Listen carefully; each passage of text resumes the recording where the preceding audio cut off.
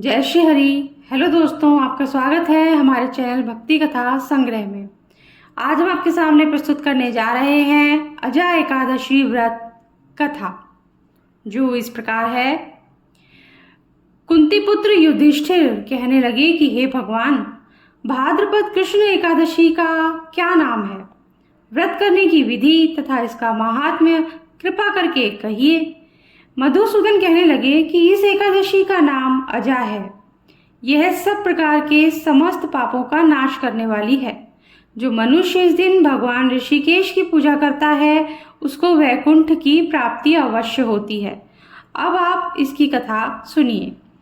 प्राचीन काल में हरिश्चंद्र नामक एक चक्रवर्ती राजा राज्य करता था।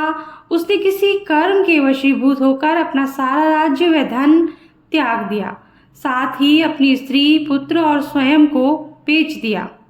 वह राजा चांडाल का दास बनकर सत्य को धारण करता हुआ मृतकों को वस्त्र ग्रहण कराता रहा, मगर किसी प्रकार से सत्य से विचलित नहीं हुआ।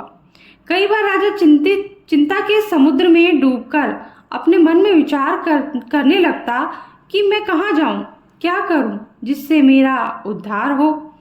इस प्रकार राजा को कई वर्ष बीत गए।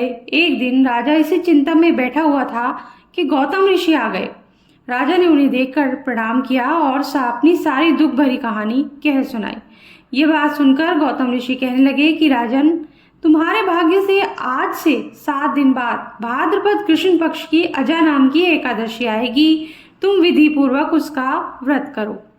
गौतम ऋषि ने कहा कि इस व्रत के पुण्य प्रभाव से तुम्हारे समस्त पाप नष्ट हो जाएंगे।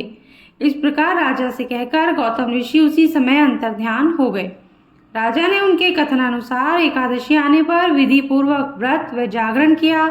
उस व्रत के प्रभाव से राजा के समस्त पाप नष्ट हुए।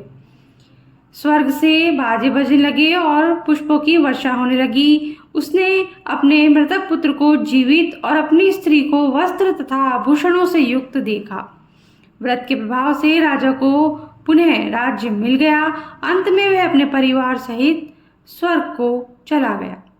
इसी के साथ कथा समाप्त होती है। अगर आपको पसंद आई हो तो लाइक कर दीजिए, और अगर आपने चैनल को सब्सक्राइब नहीं किया है तो सब्सक्राइब कर दीजिए, बेल आइकन प्रेस कर दीजिए, ताकि हमारे आगे आने वाले वीडियोस भी आप तक आसानी से पहुंच सकें।